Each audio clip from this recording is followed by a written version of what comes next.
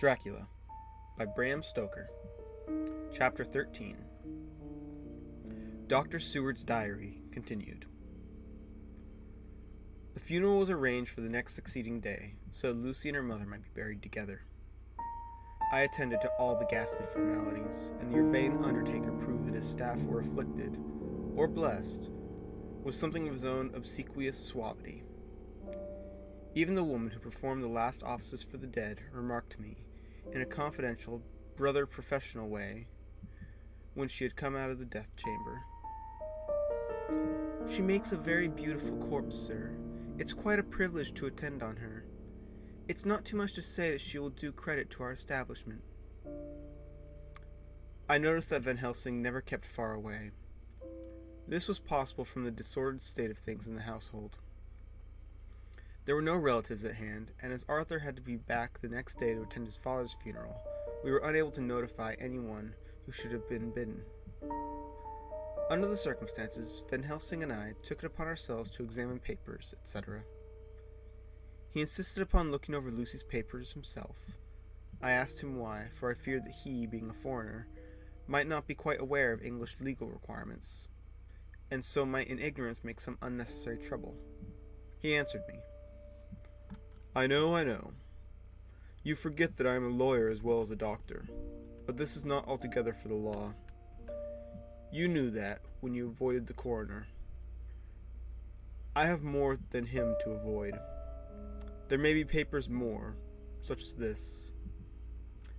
As he spoke, he took from his pocketbook the memorandum which had been in Lucy's breast, which she had torn in her sleep. "When you find anything of the solicitor who is for the late Mrs. Westenra, seal all her papers, and write him tonight. For me, I watch here in the room and in Miss Lucy's old room all night, and I myself search for what may be. It is not well that her very thoughts go into the hands of strangers." I went on with my part of the work. In another half hour, I had found the name and address of Miss Westenra's solicitor, and had written to him. All the poor lady's papers were in order. Explicit directions regarding the place of burial were given. I had hardly sealed the letter when, to my surprise, Van Helsing walked into the room, saying, "Can I help you, friend John? I am free, and if I may, my services to you." "Have you got what you looked for?" I asked, to which he replied, "I did not look for any specific thing. I only hope to find, and I find I have, all that there was. Only some letters and a few memoranda, and a diary new begun. But I have them here, and we shall for the present say nothing of them. I shall see that poor lad tomorrow evening, and, with his sanction, I shall use some." When we finished the work in hand, he said to me, "And now, friend John, I think we may to bed. We want sleep, both you and I, and rest to recuperate. Tomorrow we shall have much to do, but for the tonight there is no need of us, alas." Before turning in, we went to look at poor Lucy. The undertaker had certainly done his work well, for the room was turned into a small chapelle ardente. There was a wilderness of beautiful white flowers, and death was made as little repulsive as might be. The end of the winding sheet was laid over the face. When the professor bent over and turned it back gently, we both started at the beauty before us. The tall wax candles showing a sufficient light to note it well. All of Lucy's loveliness had come back to her in death, and the hours that had passed, instead of leaving traces of decay's effacing fingers, had but restored the beauty of life, till positively I could not believe my eyes that I was looking at a corpse. The professor looked sternly grave. He had not loved her as I had, and there was no need for tears in his eyes. He said to me, "Remain till I return," and left the room. He came back with a handful of wild garlic from the box, waiting in the hall, but which had not been opened, and placed the flowers amongst the others on and around the bed. Then he took from his neck, inside his collar, a little gold crucifix, and placed it over the mouth. He restored the sheet to its place, and we came away. I was undressing in my own room when, premonitory tap at the door, he entered, and at once began to speak. Tomorrow I want you to bring me, before night, a set of postmortem knives. Must we make an autopsy? I asked. Yes and no. I want to operate, but not as you think. Let me tell you now, but not a word to another. I want to cut off her head and take out her heart. Ah, you a surgeon, and so shocked. You, whom I have seen with no tremble, or hand or heart, do operations of life and death that make the rest shudder. Oh, but I must not forget, my dear friend John, that you loved her, and I had not forgotten it. For it is I that shall operate, and you must only help. I would like to do it tonight, but for Arthur I must not. He will be free after his father's funeral tomorrow, and he will want to see her, to see it. Then, when she is coffined ready for the next day, you and I shall come when all sleep. We shall unscrew the coffin lid, and shall do our operation, and then replace all so that none know, save we alone. But why do it at all? The poor girl is dead. Why mutilate her poor body without need? If there's no necessity for a post-mortem, and nothing to gain by it, no good to her, to us, to science, to human knowledge, why do it? Without such, it is monstrous. For answer, he put his hand on my shoulder, and said with infinite tenderness, Friend John, I pity your poor bleeding heart, and I love you the more because it does so bleed. If I could, I would take on myself the burden that you do bear, but there are things that you know not, and that you shall know. And bless me for knowing, though they are not pleasant things. John, my child, you have been my friend many years now, and yet did you ever know me to do any without good cause? I may err, but I am but man, but I believe in all I do. Was it not for these causes that you sent for me when the great trouble came? Yes. Were you not amazed, nay, horrified, when I would not let Arthur kiss his love, though she was dying, and snatched him away by all my strength? Yes. And yet you saw how she thanked me, with her so beautiful dying eyes, her voice too so weak, and she kissed my rough old hand and blessed me. Yes.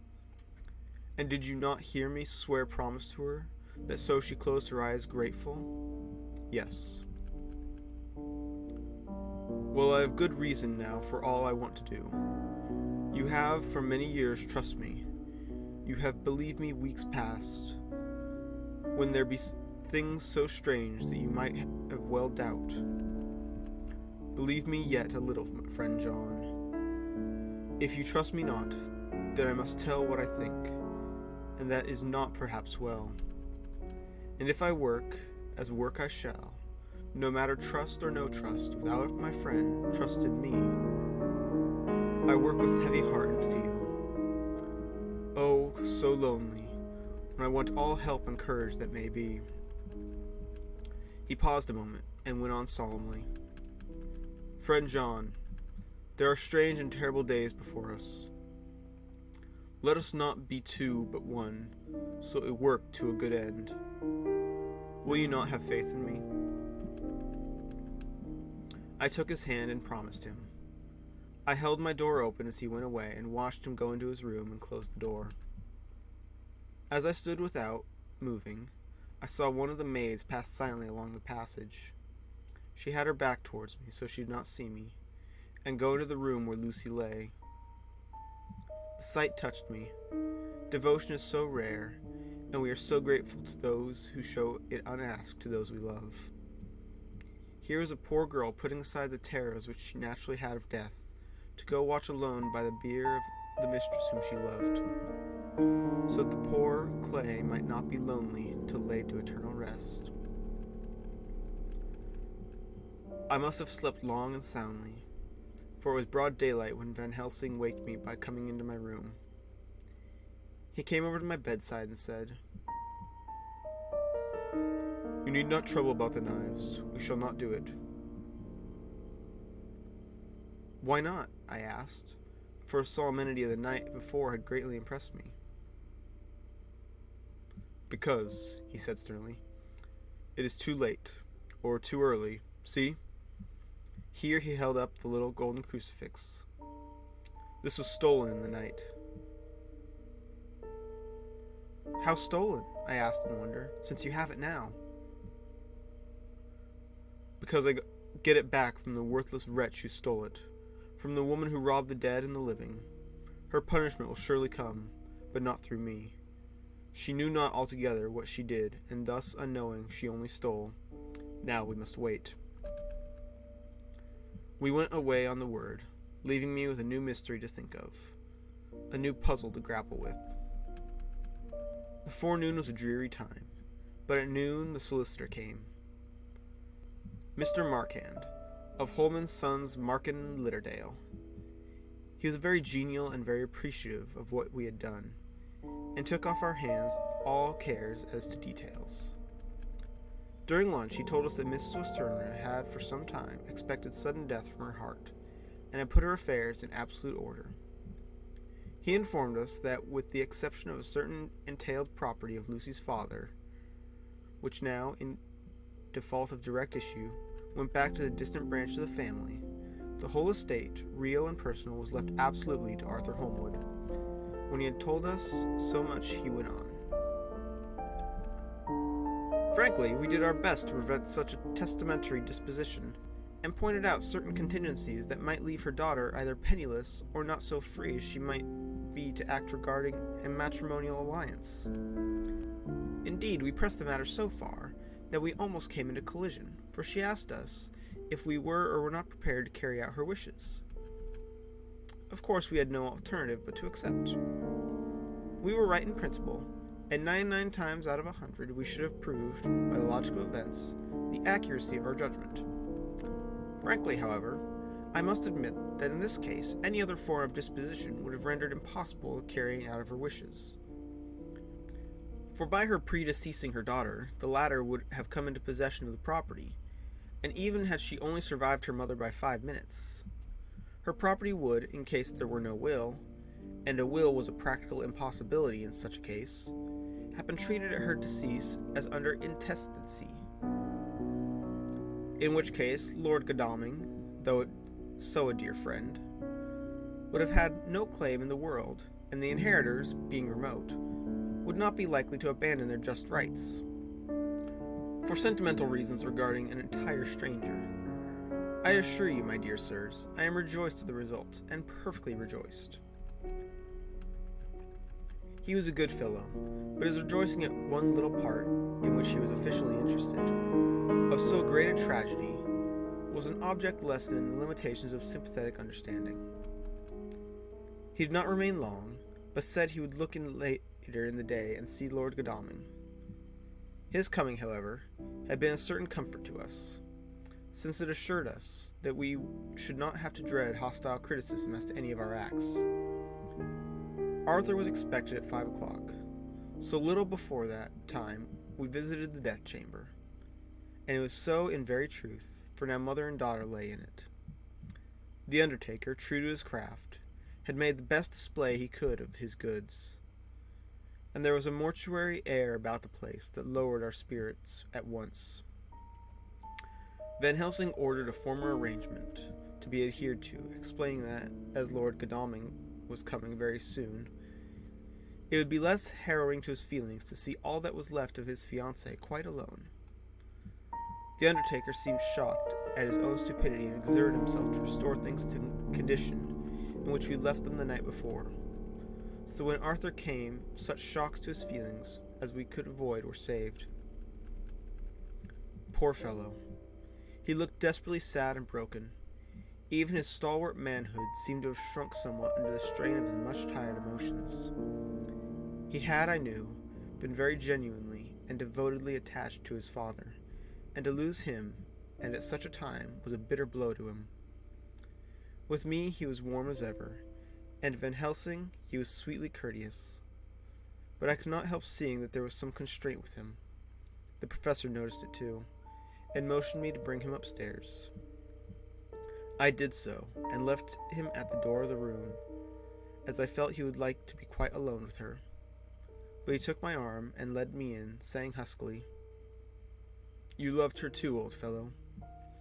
She told me all about it, and there was no friend had a closer place in her heart than you. I don't know how to thank you for all you have done for her. I can't think yet. Here he suddenly broke down and threw his arms around my shoulders and laid his head on my breast, crying, "Oh, Jack, Jack, what shall I do? The whole of life seems gone from me all at once, and there's nothing in the wide world for me to live for." I comforted him as well as I could. In such cases, men do not need much expression. A grip of the hand, the tightening of an arm over the shoulder, a sob in unison, are expressions of sympathy dear to a man's heart. I stood still and silent till his sobs died away, and then said softly to him, "Come and look at her." Together we moved over to the bed. I lifted the lawn from her face. God, how beautiful she was. Every hour seemed to be enhancing her loveliness. It frightened and amazed me somewhat. And as for Arthur, he fell a-trembling, and finally was shaken with doubt as an ague. At last, after a long pause, he said to me in a faint whisper, "Jack, is she really dead?" I assured him sadly that it was so, and went on to suggest, for I felt that such a horrible doubt should not have life for a moment longer than it could help, that it often happened that after death faces became softened and even resolved into their youthful beauty, that this was especially so when death had been preceded by an acute or prolonged suffering. It seemed to quite do away with any doubt, and after kneeling beside the couch for a while and looking at her lovingly and long, he turned aside. I told him that must be a goodbye, as the coffin had to be prepared. So we went back and took her dead hand in his and kissed it, and bent over and kissed her forehead. He came away fondly, looking back over his shoulder at her as he came. I left him in the drawing room and told Van Helsing that he had said goodbye. So the latter went to the kitchen to tell the undertaker's men to proceed with the preparations and to screw up the coffin. When he came out of the room, I again told him of Arthur's question, and he replied, "I am not surprised. Just now I doubted for a moment myself." We all dined together, and I could see that poor Art was trying to make the best of things. Van Helsing had been silent all dinner time, but when we had lit our cigars, he said, "Lord," but Arthur interrupted him. No, not that. For God's sake, not yet at any rate. Forgive me, sir, I did not mean to speak offensively. It is only because my loss is so recent." The professor answered very sweetly, "I only used that name because I was in doubt. I must not call you Mr., and I have grown to love you. Yes, my dear boy, to love you, as Arthur." Arthur held out his hand and took the old man's warmly. "Call me what you will," he said. "I hope I may always have the title of a friend. And let me say that I am at a loss for words to thank you for your goodness to my poor dear." He paused a moment and went on. "I know that she understood your goodness even better than I do. And if I was rude or in any way wanting at that time you acted so, you remember." The professor nodded. "You must forgive me." He answered with a grave kindness, "I know it was hard for you to quite trust me then, for to trust such violence needs to understand. I take it that you do not, that you cannot, trust me now, for you do not yet understand. And there may be many more times when I shall want you to trust when you cannot, and may not, and must not yet understand. But the time will come when your trust shall be whole and complete in me, and when you shall understand as though the sunlight himself shone through.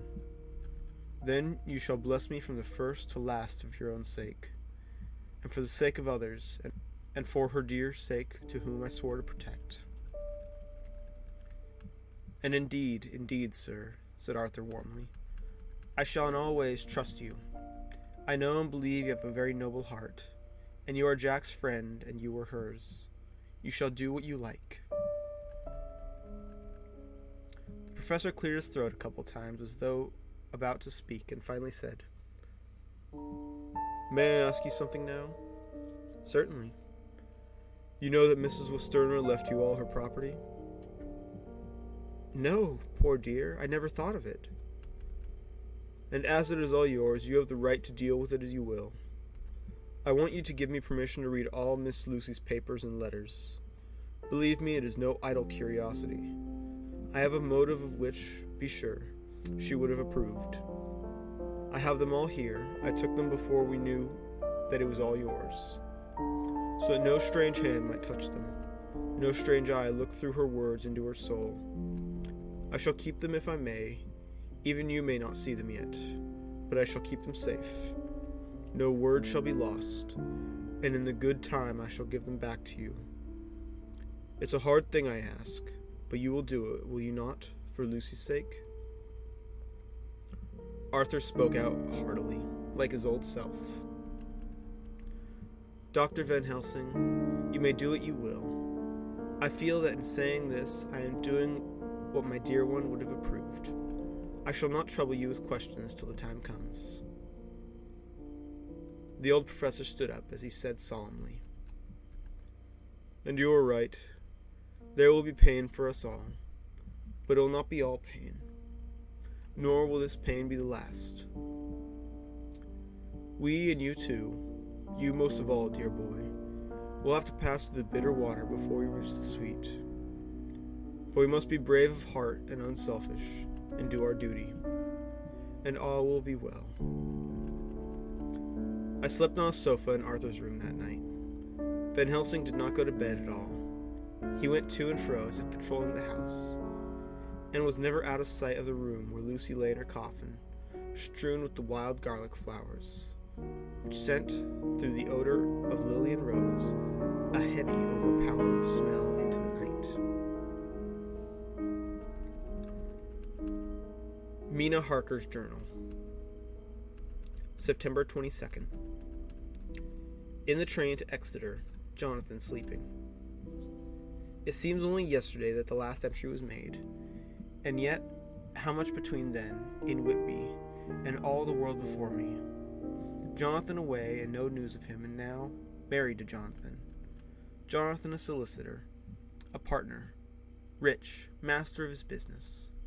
Mr. Hawkins dead and buried, and Jonathan with another attack that may harm him. Some day he may ask me about it. Down it all goes. I am rusty in my shorthand. See what unexpected prosperity does for us? So it may be as well to freshen it up again, with an exercise anyhow. The service was very simple and solemn. There were only ourselves and the servants there. One or two old friends of his from Exeter, his London agent, and a gentleman representing Sir John Paxton, president of the Incorporated Law Society. Jonathan and I stood hand in hand, and we felt that our best and dearest friend was gone from us. We came back to town quietly, taking a bus to Hyde Park Corner. Jonathan thought it would interest me to go into the Row for a while, so we sat down, but there were very few people there, and it was a sad looking and desolate to see so many empty chairs. It made us think of the empty chair at home, so we got up and walked down Piccadilly. Jonathan was holding me by the arm, the way he used to in old days before I went to school. I felt very improper, for you can't go on some years teaching etiquette and decorum to other girls without the pedantry of it biting into yourself a bit. But it was Jonathan, and he was my husband, and we didn't know anybody who saw us, and we didn't care if they did. So on we walked.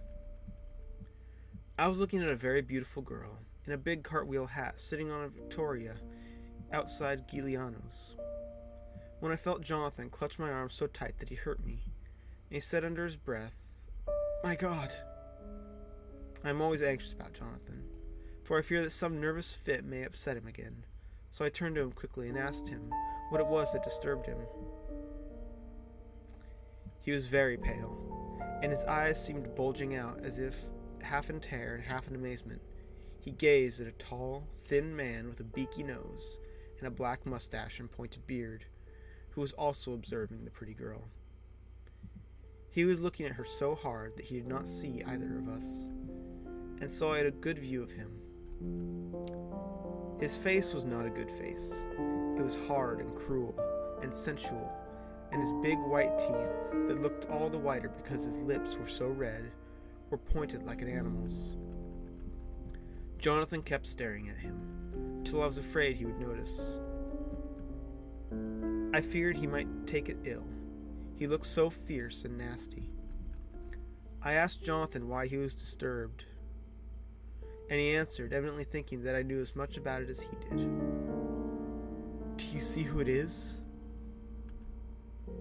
"No, dear," I said. "I don't know him. Who is it?" His answer seemed to shock and thrill me, for it was said as if he did not know that it was to me, Mina, to whom he was speaking. "It is the man himself." The poor dear was evidently terrified at something, very greatly terrified. I do believe that if he had not had me to lean on and to support him, he would have sunk down. He kept staring. A man came out of the shop with a small parcel and gave it to the lady, who then drove off. The dark man kept his eyes fixed on her, and when the carriage moved up Piccadilly, he followed in the same direction and hailed a hansom. Jonathan kept looking after him, and said as if to himself, "I believe it's the Count, but he's grown young. My God, if this be so, oh my God, my God, if I only knew, if I only knew." He was distressing himself so much that I feared to keep his mind on the subject by asking many questions, so I remained silent. I drew him away quietly, and he, holding my arm, came easily. We walked a little further, and then went in and sat for a while in the Green Park. It was a hot day for autumn, and there was a comfortable seat in a shady place. After a few minutes staring at nothing, Jonathan's eyes closed, and he went quietly into his sleep. With his head on my shoulder, I thought it was the best thing for him, so did not disturb him.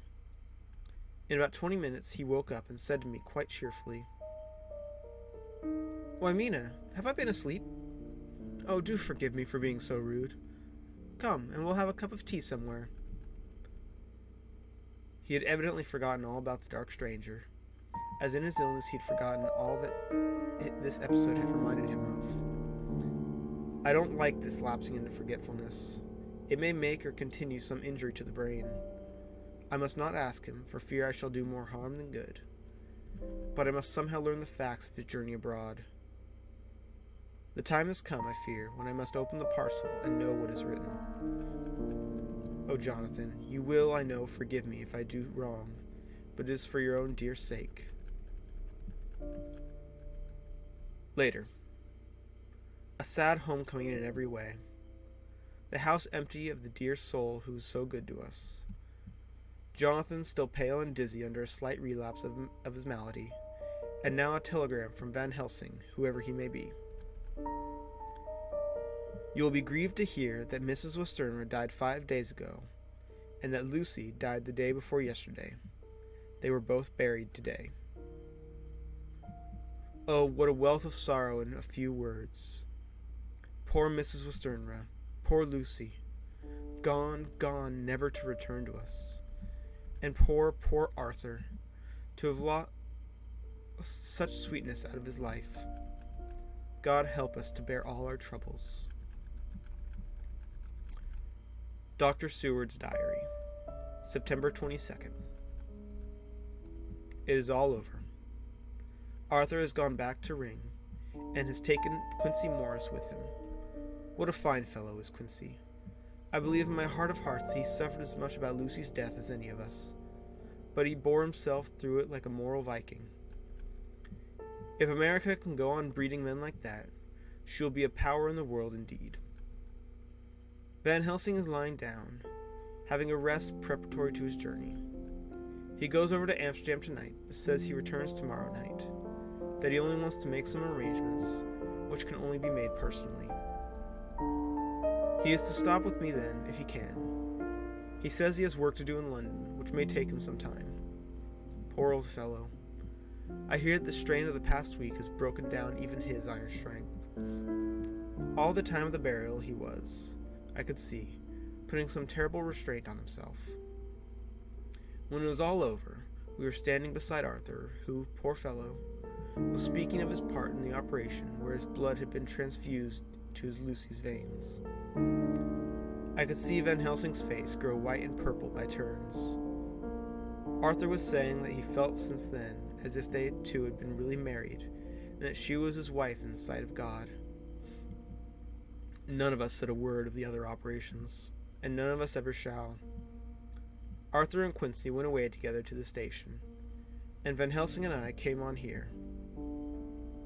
The moment we were alone in the carriage, he gave way to a regular fit of hysterics. He has denied to me since that it was hysterics, and insisted that it was only his sense of humor asserting itself under terrible conditions.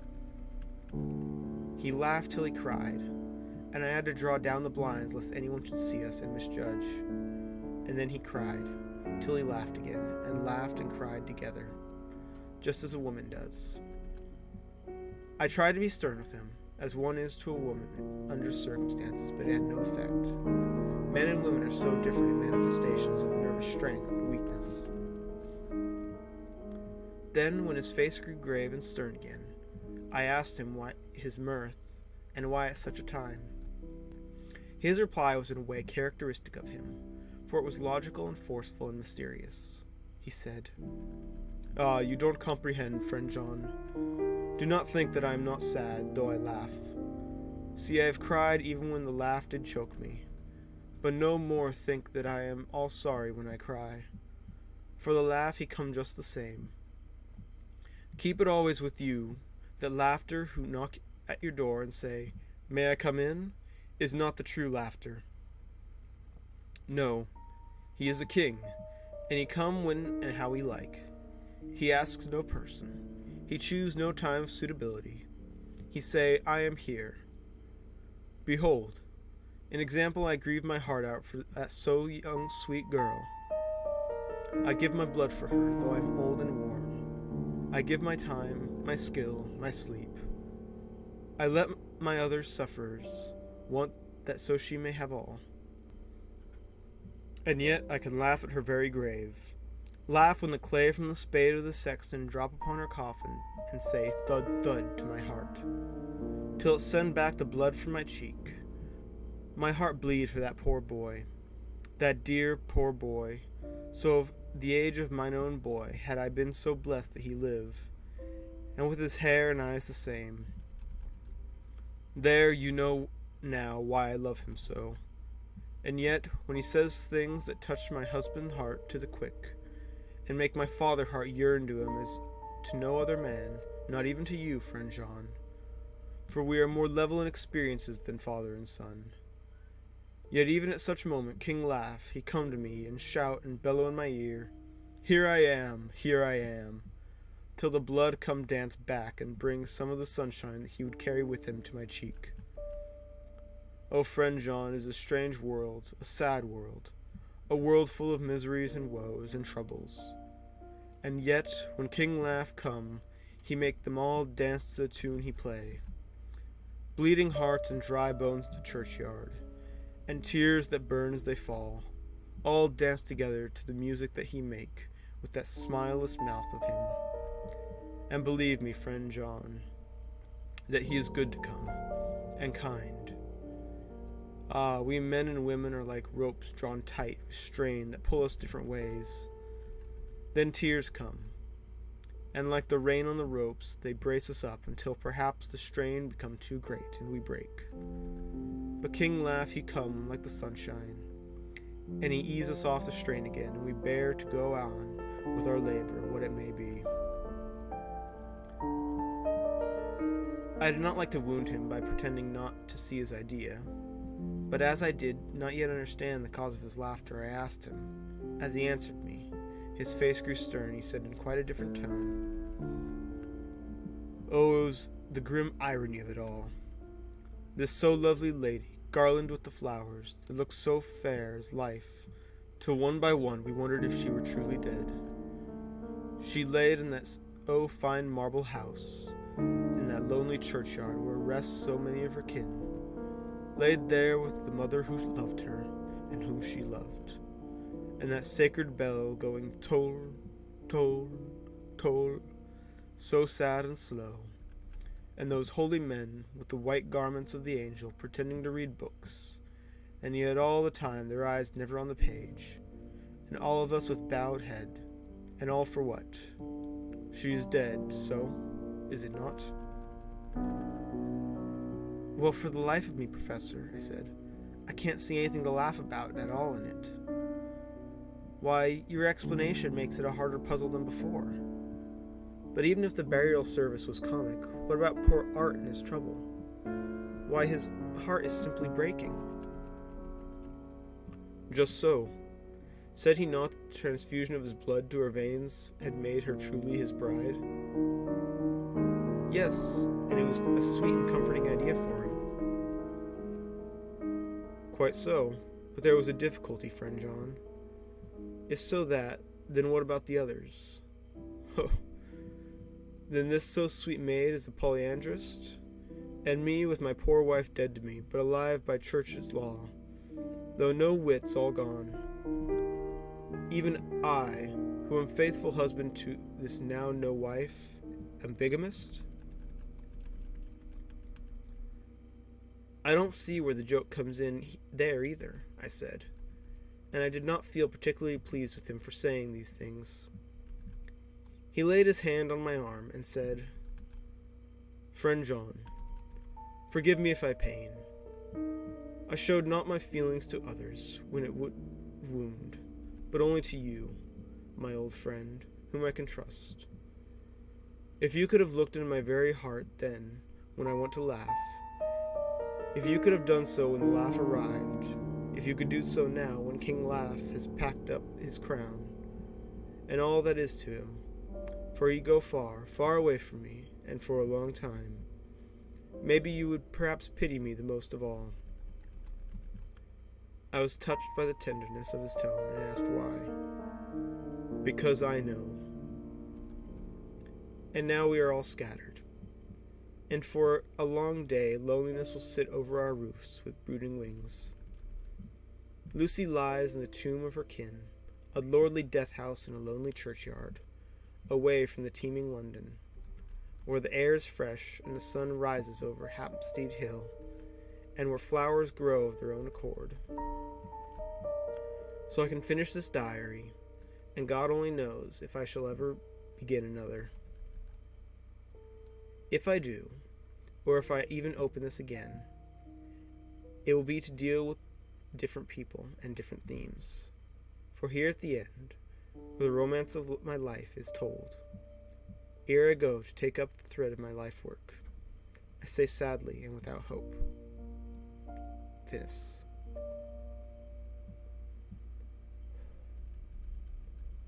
The Westminster Gazette, September 25th. Hampstead Mystery.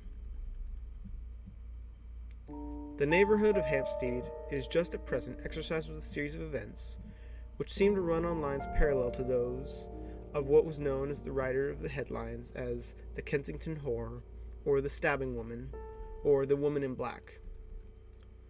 During the past 2 or 3 days, several cases have occurred of young children straying from home, or neglecting to return from their playing on the heath. In all these cases, the children were too young to give any properly intelligible account of themselves, but the consensus of their excuses is that they had been with a bloofer lady. It has always been late in the evening when they have been missed, and on 2 occasions the children have not been found until early in the following morning. It is generally supposed in the neighborhood, as the first child missed gave his reason for being away, that the bloofer lady had asked him to come for a walk, and the others had picked up the phrase and used it as occasion served. This is the more natural, as the favorite game of the little ones at present is luring each other away by wiles. A correspondent writes us that to see some of the tiny tots pretending to be the Bloofer Lady is supremely funny.